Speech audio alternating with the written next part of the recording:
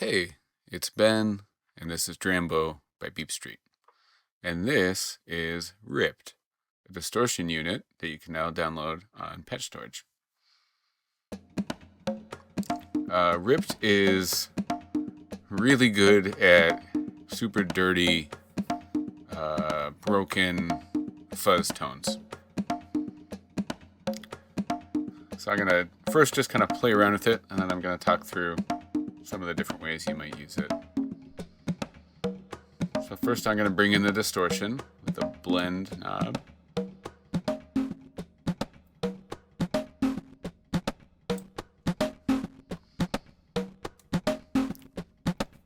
So the foundation behind Ripped, it splits the input signal into up to 16 bands, and then those go through bandpassed filters that can have very little resonance or a lot of resonance. And those are then passed to pulse dividers, which is where the fuzz is coming from. We'll turn it up all the way now.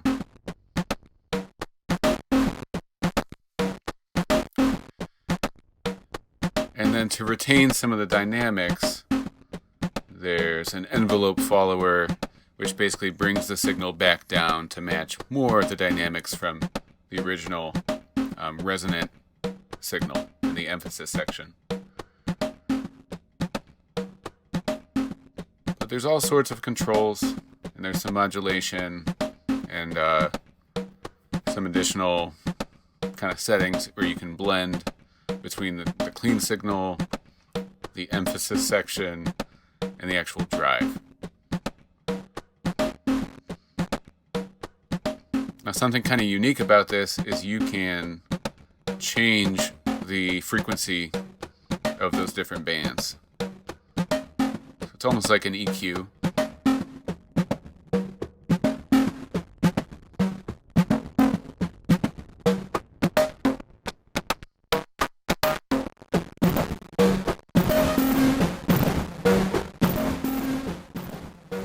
And I do have a limiter installed by default to keep things from getting too out of control. It can get really loud.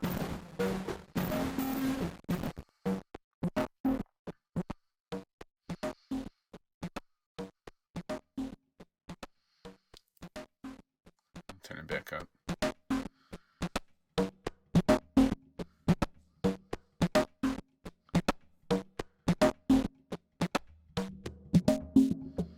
And as I mentioned, there's a couple different ways to blend in the dry signal and the original signal and the wet signal.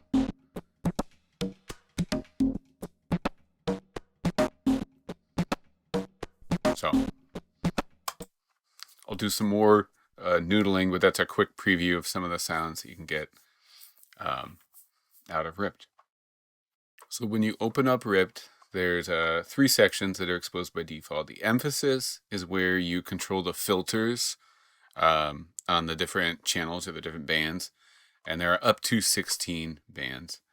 The drive is where you control the distortion part of the sound.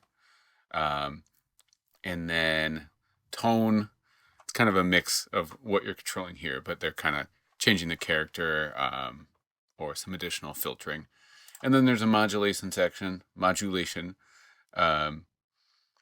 a filter, analog filter of the processed sound. And then an output section, and this is where you can control the compressor, which is set up to act as a limiter when you download, and then a final wet and dry control. So I'm going to try and mix up the sounds that I'm using. This is a sample. So, as sort of a safeguard, there's no distortion when you initialize this rack. So the blend turns up the distortion. It's turned off by default. So even without the distortion, there's some cool things you can do with this. If you turn the emphasis up, it's kind of acting like a bunch of non-notch filters, but well, they're bandpass filters, But you get some interesting resonances happening here. You know, up to a certain point, if you turn it up, it starts to sound not great. The bass knob, this is going to control the lowest frequency.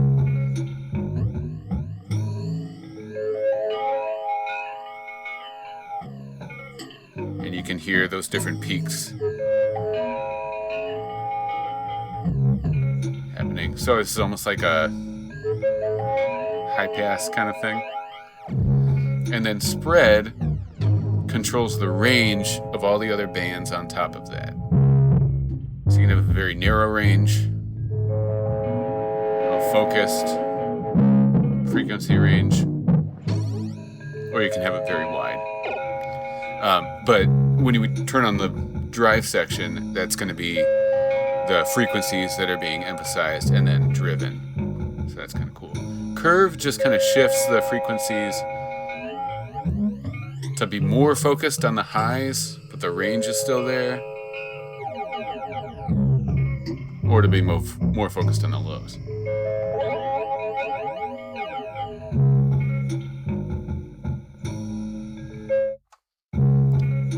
Now the drive section is where things get kind of dirty and nasty. So first thing you'll do is turn up the blend knob. So this is just blending between just the emphasis signal going through to the outputs to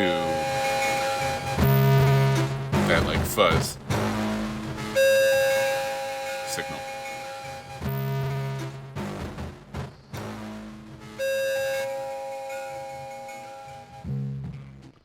And when you have emphasis turned down, so a lot of the controls kind of interact. If you have emphasis turned all the way down and drive turned all the way down, it's kind of it's not totally dirty. It's kind of a cool sound on its own. And then real quickly, as you turn drive up, you're going to hear it get, really dirty. It's not a fuzz circuit like on a guitar pedal, but it sounds fuzzy to me. Now, input level is exactly that. It's simply the input level going into the pulse dividers, which make it sound really dirty. And unlike, a regular guitar pedal where if you turn input down or the gain down, things get cleaner, it actually makes it sound more like broken and not more distorted, but kind of like choppy.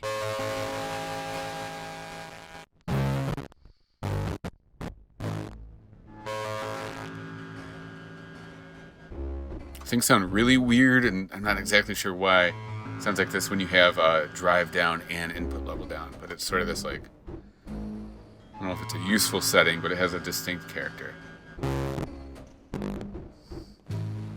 And then if you turn input level up, it's just boosting the signal going into the pulse divider. It can just make things a little bit fuller. And we'll leave it on bass. So drive is actually setting the decay of the envelope follower that's following the emphasis section. And then that envelope follower signal is being multiplied by the pulse divided signal. So that's kind of trying to retain the dynamics. So when you turn the decay up, you're letting more of that very dirty pulse divided sound go through.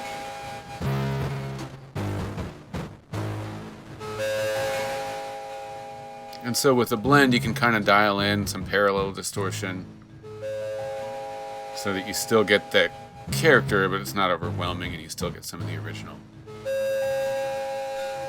Now, smooth does not make a huge difference on the sound, but it takes away, or it adds attack to the envelope follower, and that acts to kind of smooth the transient sounds. So it'll make things usually a lot quieter, but it does make them just a little bit less aggressive on the transients. Now density is controlling how many bands there are in the emphasis section. So it's not basically the bass frequency and then the range dialed in with the spread knob are always going to be the same, or generally the same. And then the bands are going to fill up evenly or in some order based on the density.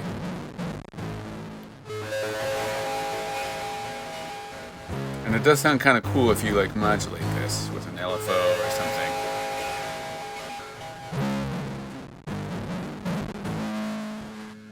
And it can sound cool when there's just the emphasis signal too. It's just a little bit less busy.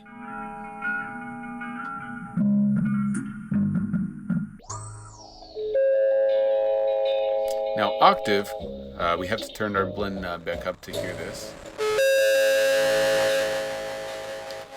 Octave blends between the two pulse dividers, which was where the distortion's coming from. And the first pulse division is just a 1. And then the second pulse division is 2. So it's kind of like an octaving effect.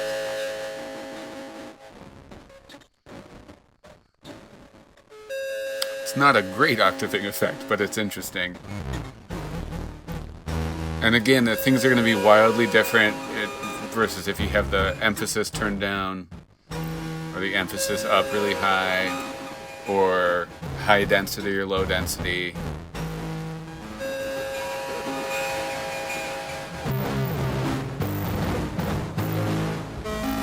Or which frequencies you're emphasizing. So you can have it like a full octave or just kind of blend in.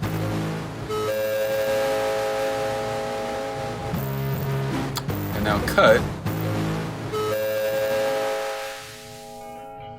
This lets you bring back the dry signal. This side, it high passes the distorted signal, and then this side low passes it, and then it does the opposite to the dry signal. So instead of a wet dry knob, you're fading out the original signal with a low pass or a high pass, and then you're bringing in the original signal. Or, I got that backwards. You're fading out the process signal and fading in with a pair of filters. I think you can hear what it's doing better than I can explain what it's doing. Volume just sets the volume of the processed signal, and it's mostly there so you can match it if you're using the cut knob.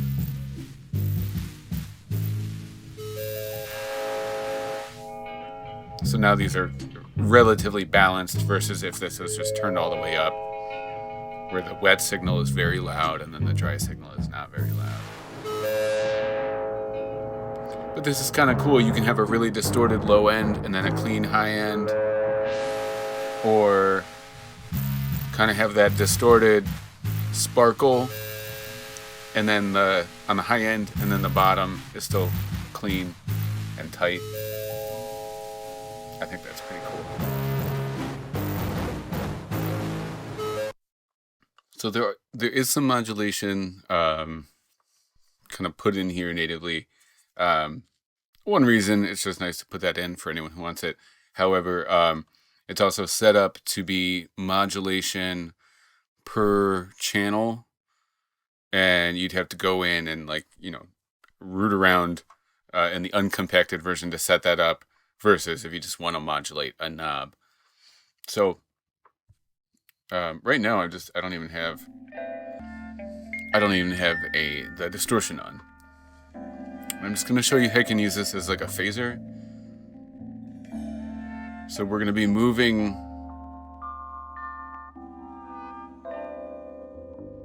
the individual bands around. Might be able to hear it. There you go. Just these little start the sample over. Little shifts in frequency. I think it sounds really cool. So you're going to control the amount here. You have a regular LFO and then a stereo LFO, which is under phasing. And you can turn up the amount of the regular LFO or the stereo. And then it's sending to either the bass knob, that bass frequency, or the spread. So LFO bass, stereo bass, or phasing bass, and then LFO spread. So you can hear what that sounds like. It's not too different, but it's a little different. And I think the stereo sounds really nice. And then you can change the amount of change per voice under the voice mod. So if you just want every LFO to be the same, no matter which channel or band, then you'd leave these low, and then you'd set them a little bit higher if you want them to.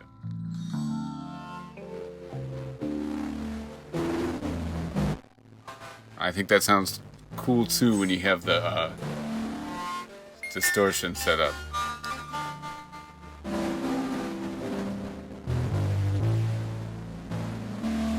It's just these little shifts, and it sounds very wishy-washy.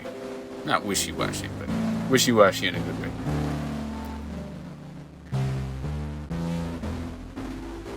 And you could, of course, modulate any of these knobs with just an external LFO or envelope follower. It'd certainly be cool. You can see what that sounds like. I haven't done too much with this, but this is an envelope follower on some just different parameters.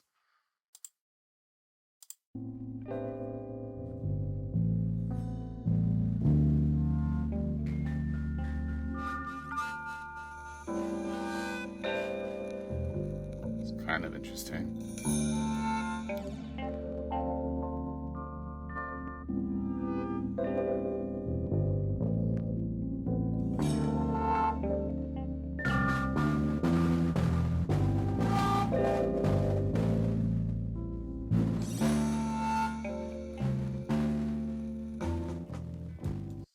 I don't know. So far, I found that this sounds good. Not necessarily good, but interesting on a lot of different types of sounds. Just on a synthesizer going in, which may be better for like demonstrating stuff, like a clean sound.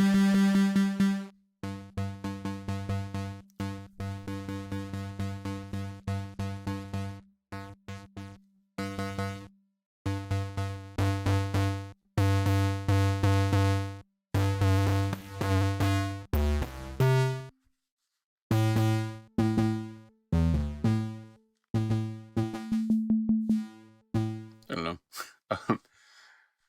But I've had the most kind of fun using this on a master mix, or really just putting in samples and playing around with it. That sounds cool on drums. Anything that's bass heavy, you can get like a lot of distortion on the bottom end, and I think that sounds good too. So I'll put some drums in. I think that's maybe the best demonstration sound.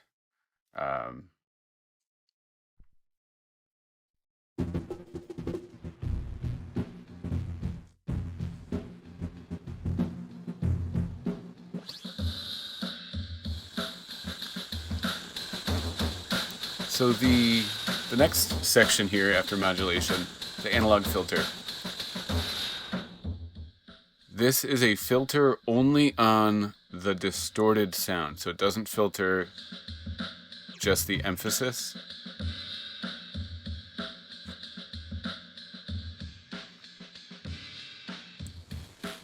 It's just the driven sound going through the pulse dividers. And the parameters are exposed here so that you can just kind of tweak it. If it's too bright, you can turn it down.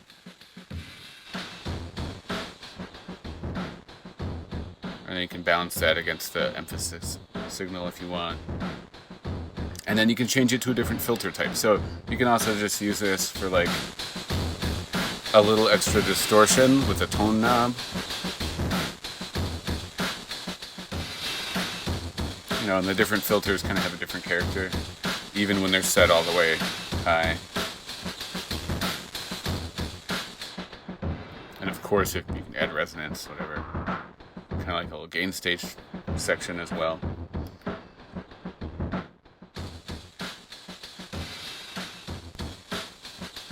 And then the output section has an amplifier. This section, the amp and the compressor are only changing the dry signal, the wet signal. So I guess I'm just checking this now. It is impacting the dry signal if you use the cut knob, but it's not the full dry signal that's coming in here. So there's an additional wet control. So as I said earlier, by default it's just set up as a limiter, so when you turn up the distortion it's not too loud, but you can use it as a compressor. You could get some really dirty sounds.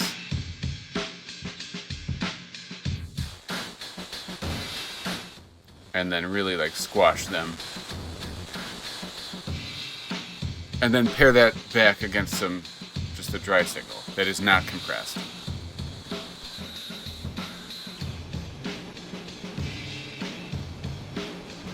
Now, that may or may not sound great, but you can dial in some parallel compression and some parallel distortion.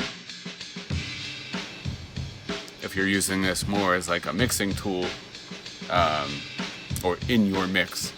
I don't think this is going to be a high quality mixing tool by any means, but that's pretty much it.